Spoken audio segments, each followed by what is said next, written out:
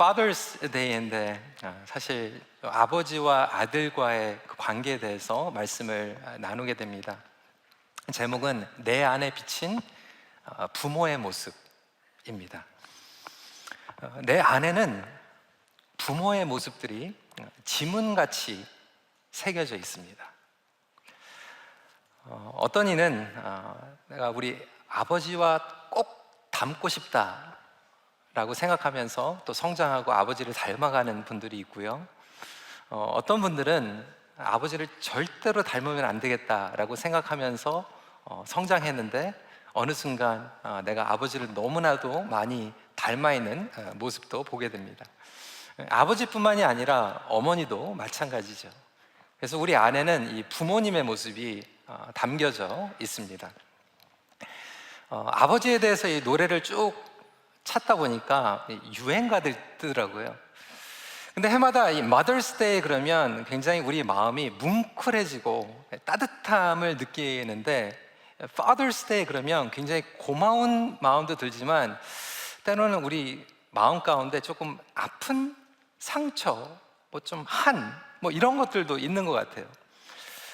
그래서 최근에 이 노래를 이렇게 좀 유튜브로 찾아보니까 여러분 그 인순이 씨 아버지 부르면 그냥 다 울잖아요. 어머니 그러면 그렇게 안 우는 것 같은데 아버지 그러면 막 한이 나오는 것 같은 느낌이 들고, 제가 잘 모르는 가수예요.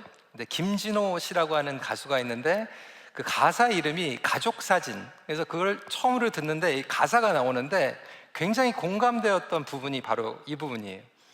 어른이 되어서 현실에 던져진, 나는 철이 없는 아들이 되어서 이곳저곳에서 깨지고 또 일어서다 외로운 어느 날 꺼내본 사진 속 아빠를 닮아있네. 저는 딱 아빠를 닮아있네, 그게 펀치라인이었던 것 같아요. 여러분, 자녀에게서 나의 모습을 그대로 볼 때가 있죠. 어떤 부모들은 자식 때문에 굉장히 속상해 하는데 왜 그러냐면 자식을 통해서 정말로 내가 싫어하는 나의 모습이 자녀들에게 있을 때 어떻게든지 그걸 고쳐보려고 할 때가 있고요. 때로는 또 자식에게서 내 배우자의 모습이 또 보여지면 또 그것 때문에 또 어려워하는 부모들도 있게 됩니다. 그래서 항상 자녀들한테 부모들의 토픽은 누구를 닮았는가? 나를 닮으면 괜찮은 건데 처갓집 닮아가지고 시댁 닮아가지고 또 이렇게 싸움을 하는 경우들도 있습니다. 여러분 자녀들은 누구를 닮았어요? 여러분들에게 적용을 합니다. 여러분들은 누구를 닮았습니까? 아이들이 태어나면서 자라면서 어린아이들이 교회에 오면 그런 얘기 많이 하죠. 아빠 닮았네, 엄마 닮았네. 그런 얘기를 하면 주로 이제 생긴 것, 겉모습을 가지고 누굴 닮았다라고 얘기를 하지만 이제 성장하기 시작하면서는 성격, 기질, 어떠한 결정을 하는 가운데에서 누구를 닮았네라고 얘기를 합니다. 죄송하지만 이제 제 얘기를 하면 저에게 딸 둘이 있는데 둘째 딸 아이가 어렸을 때부터 저는 몰랐는데 어디에 행사나 이제 집회를 가면 많은 분들이 저랑 같이 있지 않는데도 불구하고 노 목사님 딸이다 그래요. 붕어빵, 여러분 그 뭔지 아시죠? 근데 저희 딸이 처음에는 어렸을 때는 그 얘기를 들으면 굉장히 기분 나빠했어요. 왜 그러냐면 자기는 girl이고 아빠는 boy인데 girl이 아빠 남자를 닮았다고 그러는지 알고 굉장히 이제 기분이 안 좋았죠. 근데 이제 사춘기를 지나면서 이제 아빠 닮았다 그걸 너무 좋아해요. 고맙더라고요. 그러니까 아빠에 대한 좋은 마음이 있어서 아마 아빠를 닮았다고 하는 것을 좋게 받아들이는 것 같습니다. 이렇게 우리는 누구를 닮아가길 원하고 또 닮기 원치 않는 부분들도 있는데, 제가 이 가족 사진에 김진호 씨의 그 가사에서 아빠를 닮아있네, 이 가사가 왜 여러분들과 나누냐면 오늘 이삭이 아버지 아브라함이 이미 세상을 떠나고 나서 삶을 살아가는 가운데에서 아브라함이 지었던 죄를 똑같이 짓고 있는 내용이 오늘 본문에 담겨 있습니다. 아빠를 닮아 있네요. 아브라함이 거짓말을 하고 아내를 넘기고 기근을 피해 가는 그 모습이 이삭이 태어나기 전인데도 불구하고 어떻게 똑같이 닮아져 있는지 어처구니 없는 내용입니다. 하지만 한편으로는 매우 흥미롭기까지 합니다. 이게 유전인가?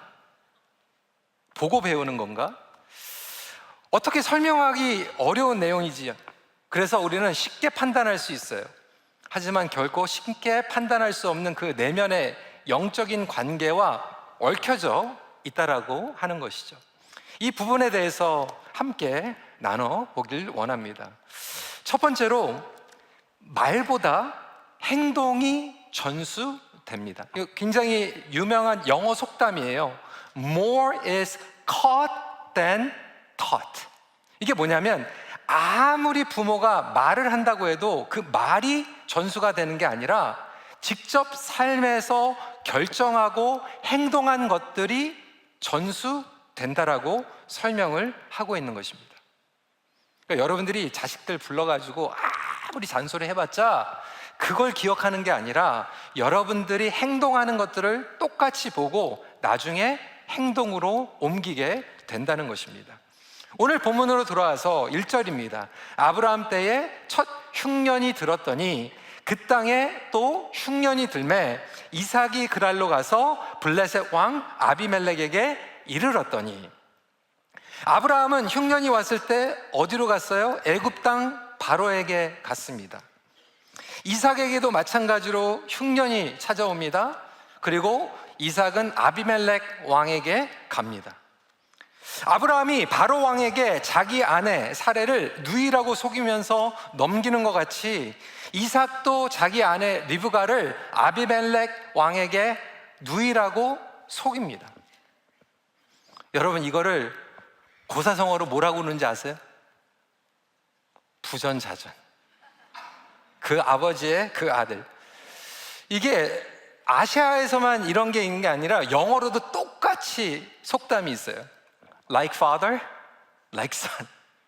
그러니까 미국이든 캐나다든 한국이든 중국이든 마찬가지로 이게 그 아버지의 그 아들이라는 거예요. 어떻게 비겁한 것도 똑같습니까? 아니, 흉년이 와가지고 먹고 살라고 도망가는 것까지는 이해가 가는데 자기 살라고 여보 미안해 넘깁니다. 그런데 그 아들 이삭이 똑같이 여보 미안해 내가 살아야 되겠어 보냅니다. 어떻게 말보다 행동이 앞설 수 있을까? 여러분, 이것은 우연이 아니에요. 우리가 어떤 행동을 하고 결정을 하는 데는 이유가 있습니다. 어떤 사람이 좀 이상한 행동을 하면 우리는 그렇게 생각하죠. 어떻게 저럴 수가 있어? 그런데 그 뿌리의 내면에 들어가면 그 결정을 하고 행동을 하는 뿌리가 있어요. 이유가 있어요. 그래서 인생의 수많은 문제를 만날 때 우리는 그것을 결정하고 행동하는 시스템, 메커니즘을 가지고 있습니다. 그러니까 아브라함도 그 시스템 안에서 결정을 하고 거짓말하고 아내를 넘긴 것이고, 그 시스템을 물려받은 이삭도 똑같이 도망을 가고 거짓말을 하고 아내를 넘긴 것이죠. 제가 몇 주 전에 가정 시스템이라고 하는 책을 소개를 해드렸는데, 우리 도우미 사모님이 쓴 책인데, 이 가정 시스템을 만드는 것은 사실 그냥 우연이 아니에요. 가정마다 시스템을 가지고 있습니다. 그런데 이 시스템을 만드는 굉장히 중요한 5가지 요소가 있는데, 가장 먼저는 뭐냐면 가치예요. 가치 시스템. 그러니까 저와 여러분들에게 굉장히 주로 작동하고 있는 넘버원 가치가 있어요. value가 있어요. 그리고 그 가치가 뭐로 영향력을 주냐면 감정 시스템으로 영향을 줍니다. 그러니까 내가 어떠한 가치를 가지고 있느냐에 따라서 그 감정을 경험하게 되는 거예요. 그리고 그 감정 시스템으로 통하여서 우리는 관계를 만들어가게 됩니다. 관계 시스템이 되고요. 그리고 이 관계를 통해서 권력, 여기에 권력 그러면 굉장히 정치적인 것으로 들을 수 있지만 가정 안에서도 이 파워, 경우가 있어요. 어떤 가정은 아버지가 정말로 파워를 가지고 있고 영향력을 가지고 있고, 어떤 가정은 대부분 우리 이민 가정을 보면 어머니가 영향력을 가지고 있죠. 그래서 아버지가 얘기하는 것보다 어머니가 얘기하는 것들을 자녀들이 또 영향을 받는 경우들도 보게 됩니다. 그리고 이 권력 시스템을 통해서 집행 시스템, 행동에 옮기게 됩니다. 여러분, 이것이 아브라함과 이삭에게도 마찬가지였어요. 기근이 찾아옵니다. 기근이 찾아왔을 때 가치는 뭐였어요? 우리는 살아남아야 되겠다. 생존하는 것이 중요하다. 그리고 남자를 지키는 게 더 중요하다라고 하는 가치를 가지니까 어떠한 감정이 오게 됩니까? 두려움이 찾아온, 나를 죽일 수도 있겠다. 염려가 찾아오게 됩니다. 그러니까 그 두려움 가운데에서 어떠한 관계를 맺게 됩니까? 여보 미안해, 내가 살기 위해서 우리가 거짓말을 해야 되겠어? 그것을 또 아내가 따릅니다. 그리고 집행하죠. 바로 왕에게 넘겨요. 아비멜렉에게 넘깁니다. 여러분, 아까도 말씀드린 것 같이 이삭이 아브라함과 사라가 거짓말했을 때 태어나지도 않았는데 어떻게 똑같이 닮을 수 있냐면 그 가정의 시스템의 메커닉을 나중에 태어나서 자라면서 똑같이 배웠기 때문에 이삭도 그 가정의 시스템을 가지고 똑같은 행동을 하고 있는 거예요. 여러분들에게 질문합니다. 여러분들의 가정을, 그리고 여러분들의 정신세계와 영적인 세계를 다스리고 있는 가치는 무엇입니까? 어떤 분들은요, 우리가 하나님을 믿는다라고 얘기하지만 사실 넘버원 가치는 돈인 분들이 있어요. 그래서 어떠한 결정을 할 때 이게 돈이 되는 일인가? 비즈니스를 사고 팔 때, 집을 사고 팔 때 나에게 얼마나 리턴이 오는가?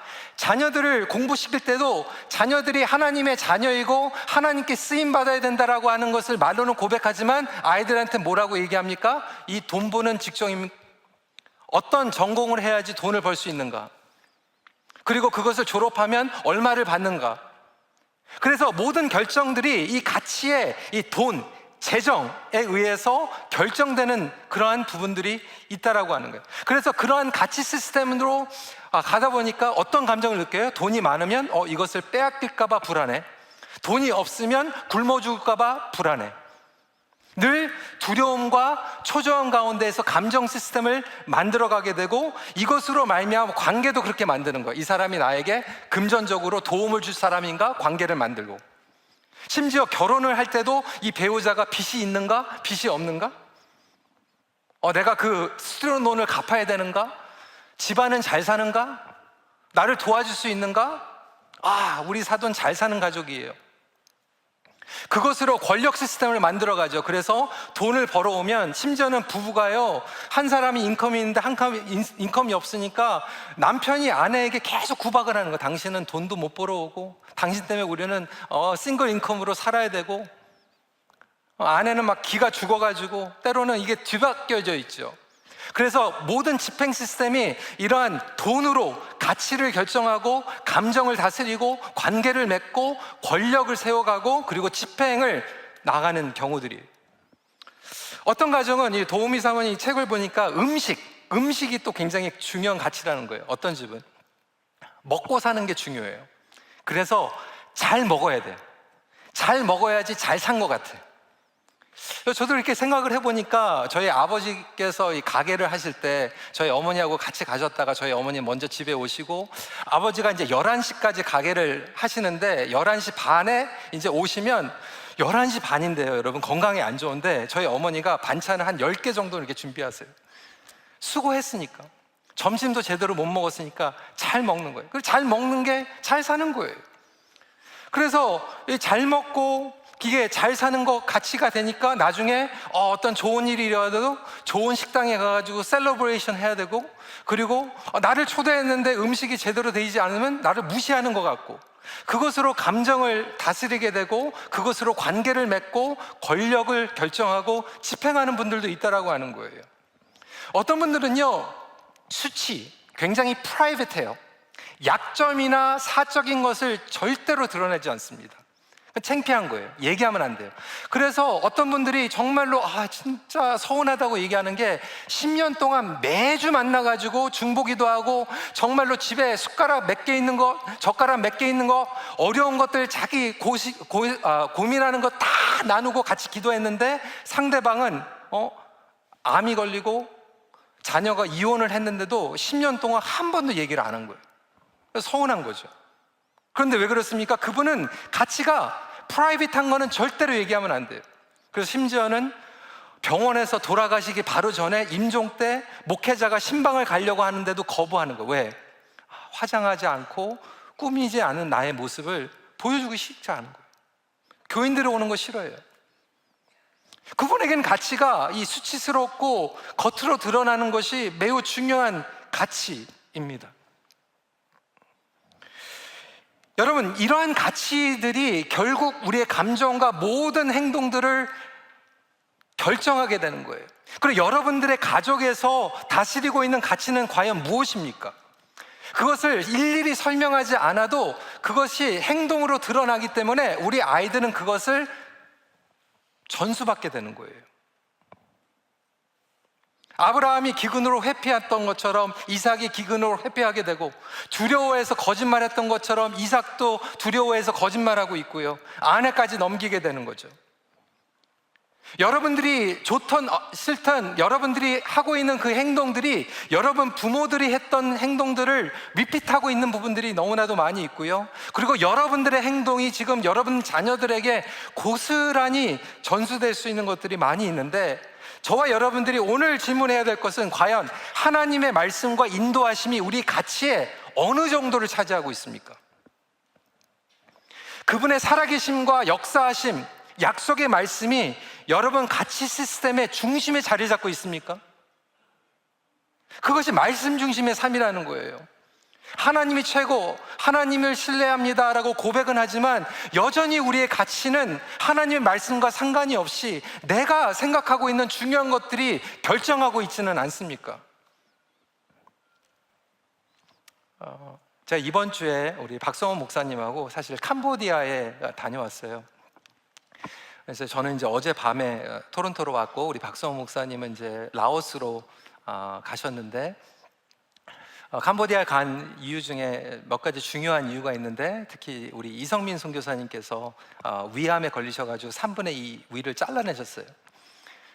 그래서 신방 차원도 있었고, 너무나도 감사하게 우리 선교사님 둘째 아들 이정빈 목사 안수를 받았고요. 그리고 헌신을 했어요, 선교지에. 사실 MK가 다시 선교지에 헌신하는 게 결코 쉽지 않습니다. 가정을 꾸리고 자녀를 낳고 이제 캄보디아에서 그 사역들을 이제 이어받아서 이제 하게 되는데, 저희 교회가 이제 아버지 어머니만 파송하는 게 아니라 이제 다음 세대 이 선교사를 파송하기 위해서 이번에 너무나도 좋은 방문을 갖게 되었어요. 근데 가서 보니까 이성민 선교사님 네 분이 캄보디아에서 지난 30년 동안 너무나도 수고를 많이 하셨는데 교회가 20개가 개척이 됐어요. 그 현지인 목사님들 다 세우고, 그리고 학교를 프놈펜에서 하고 계시는데 이 쭌끼리라고 하는 한 2-3시간 정도 떨어져 있는 시골에도 학교를 시작을 하신 거예요.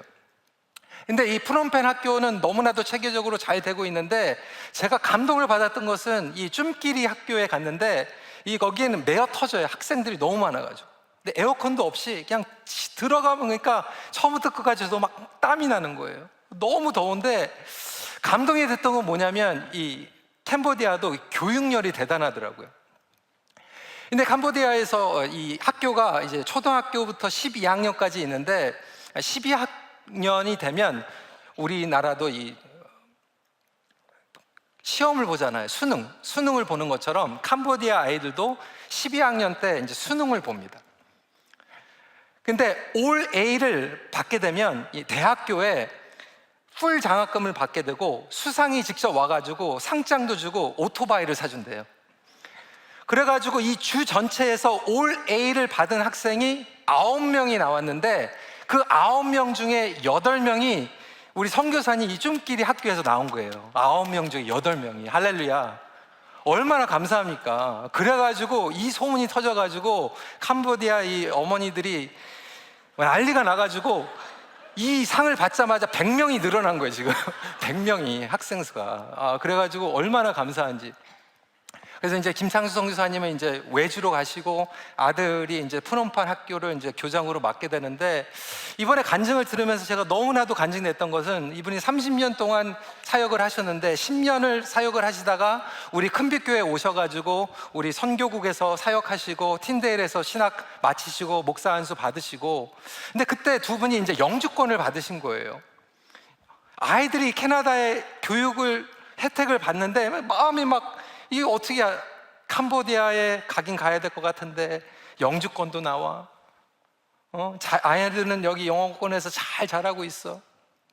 근데 김창수 선교사님이 그때 하나님께서 주신 마음을 전해주는데 그게 도전이었어요. 선교사로 부르심을 받기 전에 김창수 선교사님이 한국에서 미국 회사에 굉장히 좋은 회사 다녔대요. 연봉도 높았대요. 근데 하나님께서 부르심을 주시니까 선교지에 이 부르심을 가지고 간 거예요. 그런데 캐나다에 있으면서 그 부르심에 대해서 다시 생각을 하는데, 내가 그냥 캐나다에서 영주권 받으려고 그 좋은 회사를 내가 그만뒀나? 그 높은 연봉을 내가 그것 때문에 그만뒀나? 아무리 생각해도 그게 아니었던 거예요.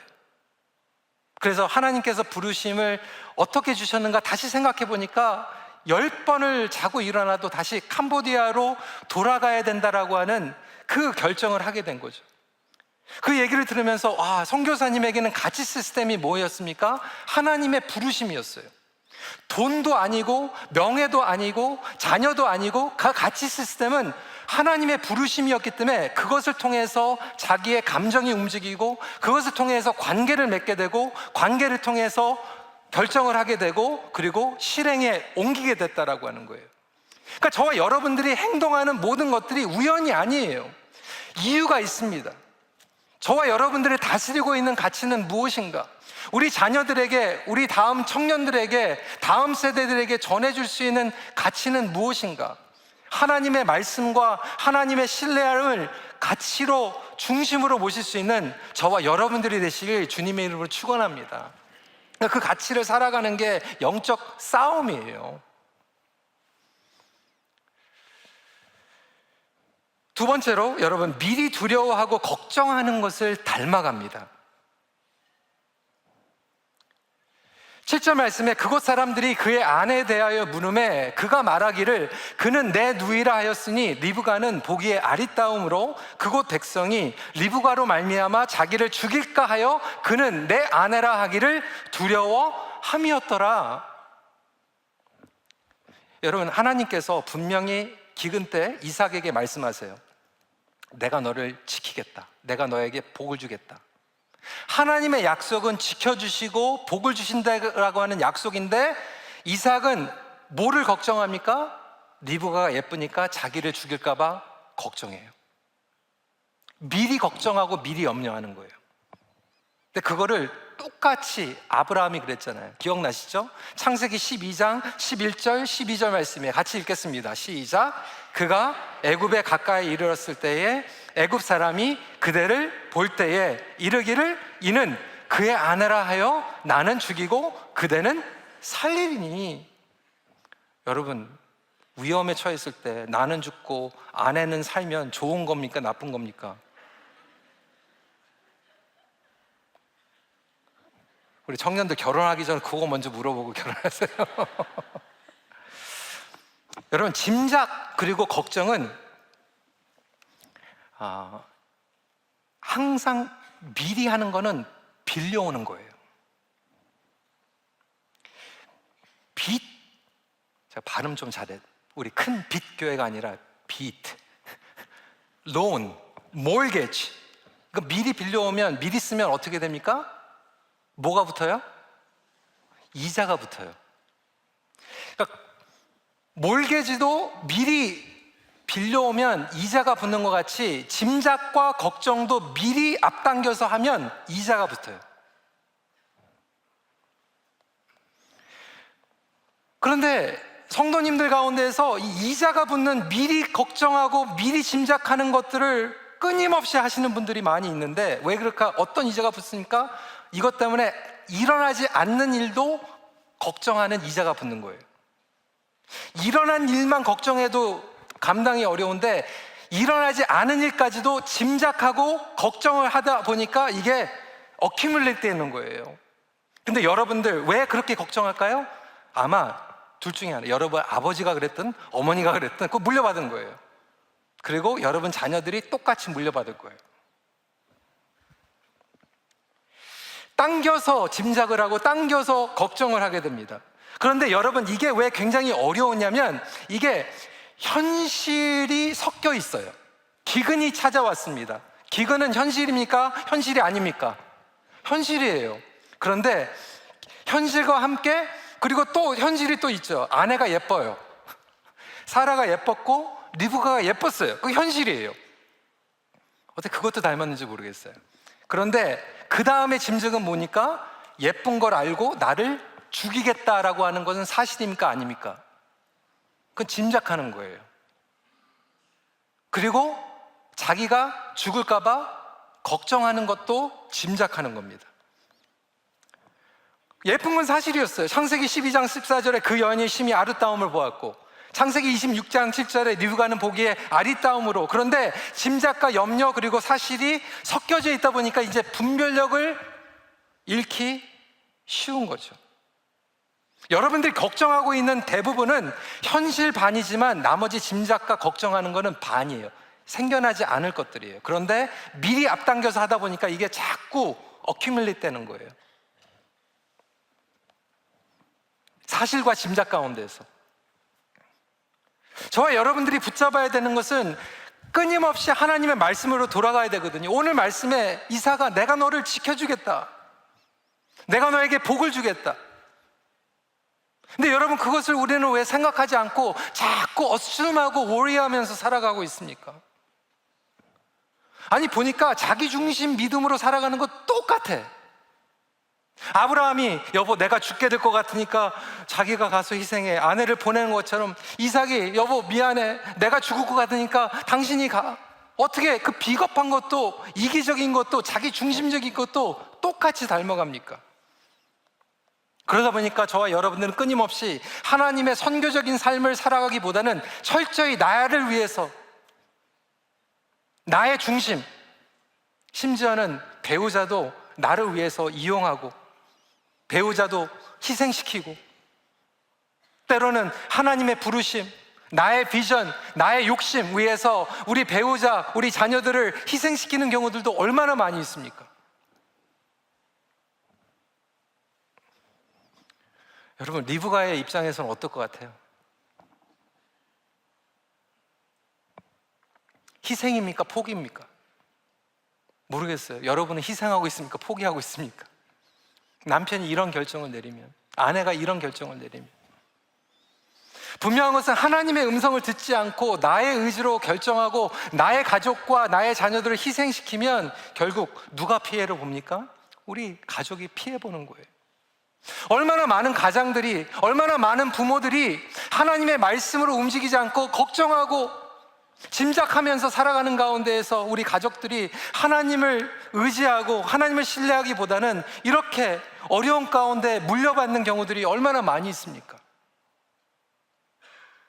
오늘 이 Father's Day를 통해서 아버지뿐만이 아니라 우리 어머니, 우리 부모들에게, 그리고 우리 다음 세대들에게 과연 우리는 무엇을 전수하고 있는가 고민하고 결단하는 복된 시간이 되길 주님의 이름으로 축원합니다.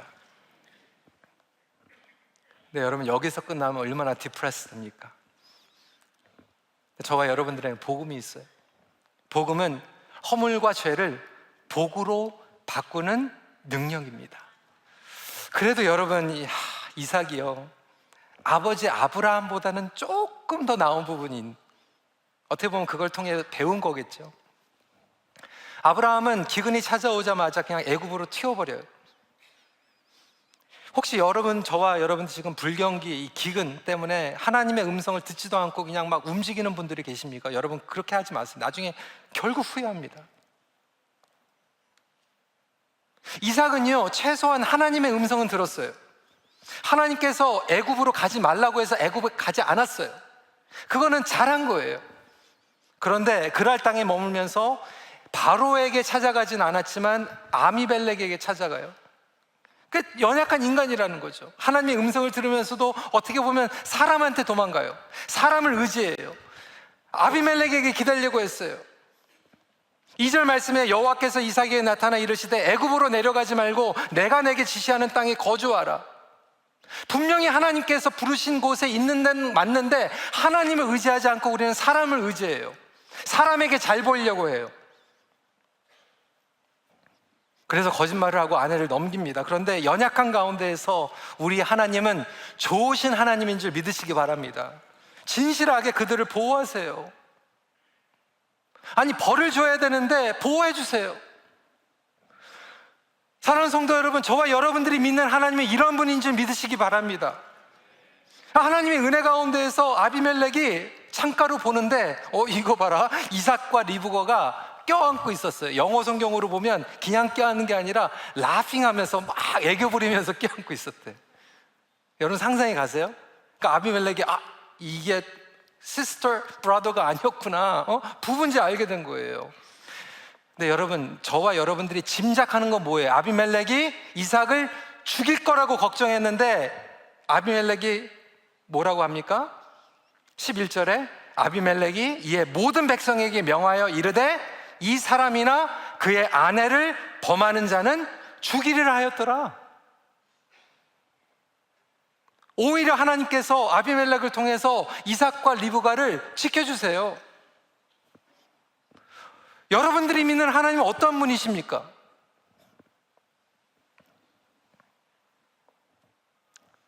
또 제가 이렇게 얘기하니까 그래 참 거짓말을 해도 또 사기를 쳐도 하나님께서 또 이렇게 딱 뒤를 봐주시는구나. 마음대로 살라는 뜻이 아니에요.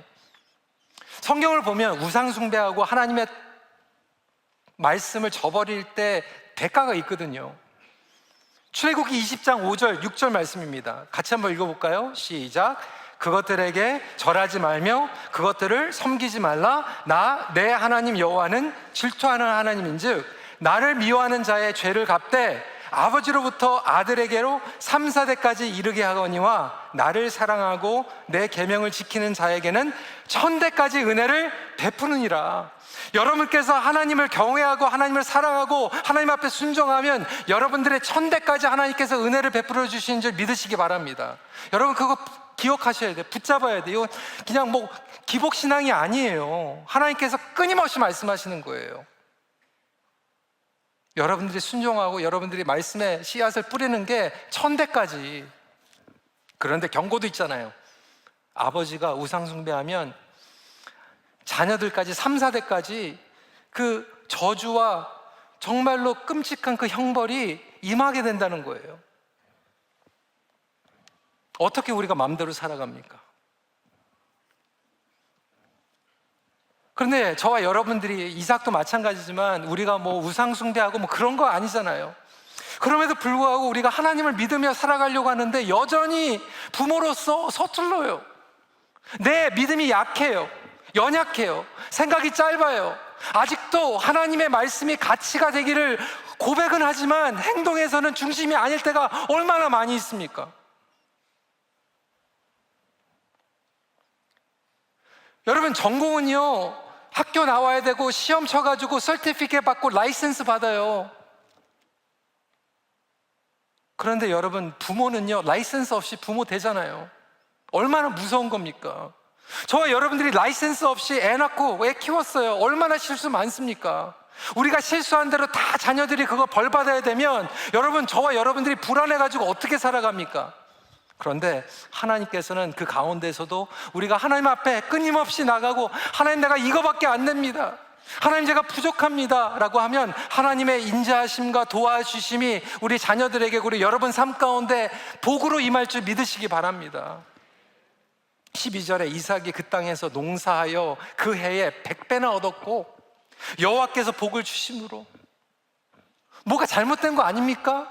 이삭이 거짓말 해가지고 죄를 졌는데 그러면 흉년이 또 찾아오고 다 심은 거 아무것도 돌아오지 않는 게 말이 되는데 하나님께서 복을 주셨대. 100배나.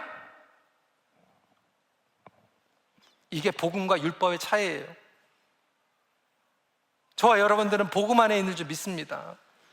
제가 제 삶을 생각해도 마찬가지. 아무리 생각해도 저는요, 너무 형편없고요, 하나님 앞에 너무 죄송하고요, 부족한 것 너무 많은데, 보면 하나님께서 우리 교회를 축복해 주시고 가정을 축복해 주시고,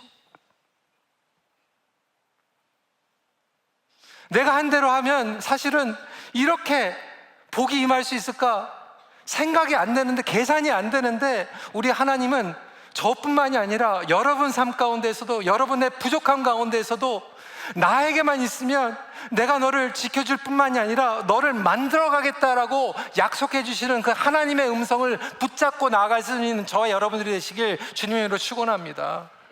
그래서 저와 여러분들이 주님 앞에 와야 되는 거예요. 죄와 허물을 복으로 바꿔주시는 능력. 하지만 이삭에게도 보여주시죠. 아브라함에게도 보여주셔서 이 역경과 도전을 통해서 그거밖에 결정하지 못하는 정말로 형편없는 하나님의 자녀 같지만, 그것을 통해서 하나님이 지켜주시는 것을 통해서 깨닫게 되고 믿음의 담대함을 갖게 되죠. 순결한 믿음을 만들어가서, 그래서 나중에 아브라함도 성장하게 되고 이삭도 성장하게 되는 거예요. 우리가 태어나서는요, 아담의 아들로 태어나요. 아담 닮았어요. 그런데 예수 그리스도를 만남으로 예수 그리스도 안에서 거듭남을 당하니까 이제는 아담의 모습을 닮아가는 게 아니라 하나님 아버지께서 우리 아버지가 되기 때문에 점점 아버지를 닮아가는 성화의 과정이 일어날 줄 믿으시기 바랍니다. 그게 예수 믿는 사람들의 비결인 거예요. 태어났을 때는 아담을 닮았는데 영접하니까 하나님 아버지를 닮아가는 것. 아브라함이 그렇게 됐고 이삭이 그렇게 됐고, 저와 여러분들이 그 실수 가운데에서도 하나님께서 덮어주시고 복을 주시니까 하나님을 이용하는 게 아니라 하나님의 마음을 깨닫게 되고, 그리고 하나님을 닮아가게 되는 놀라운 열매가 일어날 줄 믿습니다. 우리 예수님 어떤 분이에요? 저와 여러분들은 나 살려고 아내도 희생시키고 자식도 희생시킬 수 있을지 모르지만, 예수님은요, 저와 여러분들을 살리기 위해서 오셔서 십자가에서 목숨을 내어주신, 저와 여러분들이 믿는 분은 자신을 희생시키시는 분이에요. 우리는 살기 위해서 거짓말하고 타협하고 이기주의적인 죄인인데, 예수님은 우리를 위해서 당신이 희생하시고 죽으셨습니다. 그래서 예수님이야말로 하나님의 온전한 형상이고 아버지를 볼 수 있는, 예수님에게는 하나님 빛이에요. 예수 그리스도 안에 살아가는 저와 여러분들에게는 지금 무엇이 비춰지고 있습니까?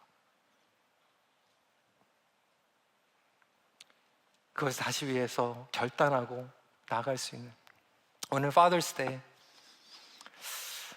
우리 아버지들 그리고 또 mothers, 어머니들에게 과연 내 안에는 얼마만큼 우리 옛날 아버지, 어머님, 그리고 얼마만큼 하나님이 비춰지고 있는가 돌아보시고, 우리 자녀들에게는 어떠한 것들을 물려줄 수 있을까?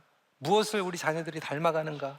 다시 한번 생각해 보면서 그 가치 시스템으로 들어가서 우리의 가치가 하나님의 말씀으로 조금씩 조금씩 변화될 수 있는 저와 여러분들이 되고, 여러분 이자 붙는 미리 당겨서 짐작하고 걱정하는 거 평생 자유할 수는 없지만, 그래도 영적 싸움 가운데에서 하나님의 약속으로 돌아갈 수 있는 저와 여러분들이 되시길 주님의 이름으로 축원합니다. 말씀 마칩니다. 예수 그리스도 안에서 하나님 아버지의 사랑과 마음이 비춰집니다.